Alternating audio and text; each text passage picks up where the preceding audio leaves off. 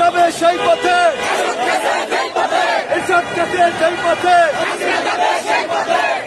যদি ছাইরা দে, চালের দাম কমাইতে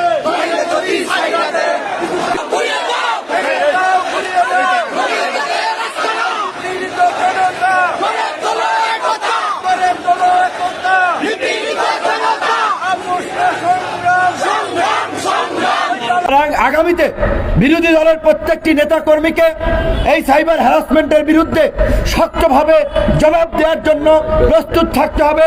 সাইবার জগৎ সম্পর্কে জানতে হবে তারা কিভাবে একটা ছবি এডিট করে অডিও কাটিং করে তারা প্রচার করেছে।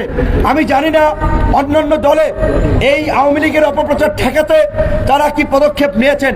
আপনারা দেখেছেন গত নির্বাচনের আগে, বিশেষ করে বাংলাদেশে নির্বাচনের আগে বিরোধী দলের নেতাদের নানান ধরনের ফোনালাপ ফাঁস হয়। কিছু সত্যিকার থাকে, কিছু বানানো থাকে। সব ধরনের প্রযুক্তি কাটপিস এই আওয়ামী দুর্বৃত্তদের হাতে রয়েছে। কাজেরা মানুষকে বিভ্রান্ত করার জন্য আগামী নির্বাচনের আগেও এখন থেকেই এই কাজগুলো কিন্তু তারা করবে। কাজী সেই ক্ষেত্রে বিরোধী মত পথের মানুষকে এই গুজব এবং অপপ্রচারের বিরুদ্ধে স্বতঃস্ফূর্তভাবে প্রতিবাদ জানাতে হবে। গুজব এবং অপপ্রচারে কান দেওয়া যাবে না। দ্বিতীয়ত, আপনারা একটা বিষয় জানেন, প্রধানমন্ত্রী কিছুদিন আগেই সংসদে বলেছেন বিরোধী দল যদি বাসে আগুন দিতে আসে হাত পুড়িয়ে দিতে, বিরোধী দল যদি কারো উপর আক্রমণ করতে আসে হাত ভেঙে দিতে। উপস্থিত আপনাদের কাছে প্রশ্ন রাখতে চাই, দেশের 18 কোটি মানুষকে আমি প্রশ্ন করতে চাই, একজন প্রধানমন্ত্রী এইভাবে কথা বলতে পারেন কিনা?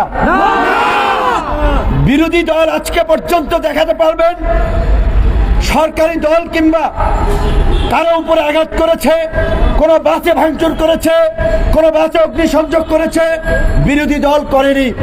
2014-15 সালে বিরোধী দলের আন্দোলনে এই ছাত্রলীগ যুবলীগ বাসে অগ্নিসংযোগ করেছিল, পেট্রোল বোমা মেরেছিল, সরকারের এজেন্সি অগ্নিসংযোগ করেছিল এবং সরকার সেগুলোকে বিশ্ব অঙ্গনে বিরোধীদের কাজ বলে প্রোপাগান্ডা ছড়িয়েছিল, বিদেশিদেরকে বিভ্রান্ত করতে পেরেছিল। যে কারণে এই সরকারকে 14 সালের বিনা ভোটের নির্বাচনেও বিদেশিরা সমর্থন দিয়েছিল। তারপরে সরকার এই কথিত জঙ্গিবাদ এবং উগ্রবাদের ট্রাম্প কার্ড খেলে সংখ্যালঘুদের উপরে হামলা করে সাম্প্রদায়িকতার নাটক তৈরি করে আবার বিদেশিদেরকে বিভ্রান্ত করেছে। যে কারণে তারা এতদিন পর্যন্ত বিদেশিদের কিছুটা সমর্থন পেয়েছিল, কিন্তু বর্তমানে সমস্ত গণতন্ত্রকামী সভ্য রাষ্ট্রগুলো বাংলাদেশের এই অসভ্য বর্বর কর্তৃত্ববাদী সরকারের বিরুদ্ধে দাঁড়িয়েছে। মুখ্যমন্ত্রী বলেছেন আইনসম্মতভাবে ফোনে আড়ি পাতার উদ্যোগ নেওয়া হয়েছে। আপনি মূর্খের মতো কথা বলছেন, অশিক্ষিতদের মতো কথা বলছেন। আপনাকে দেখাতে হবে বাংলাদেশের সংবিধান আপনাকে কোথাও অধিকার দিয়েছে নাগরিকদের ব্যক্তিগত নিরাপত্তা হরণ করার। আপনাকে দেখাতে হবে আইনের কোন ধারায় আছে আপনি নাগরিকদের বিরোধী মত পথের মানুষের ফোনালাপ করতে পারবেন, ফোনালাপ মিডিয়ায় প্রচার করতে পারবেন। ইসরায়েলের দালালেরা হুঁশিয়ার সাবধান। ওবায়দুল কাদের যদি মনে করে থাকেন কোনো দুর্নীতি হয় নাই, প্রধানমন্ত্রী যদি মনে করে থাকেন কোনো অনিয়ম হয় নাই, আমি বলবো নিরপেক্ষ ব্যক্তিদের সমন্বয়ে একটা বিচার বিভাগীয় তদন্ত করুন মেগা প্রকল্পের দুর্নীতি নিয়ে।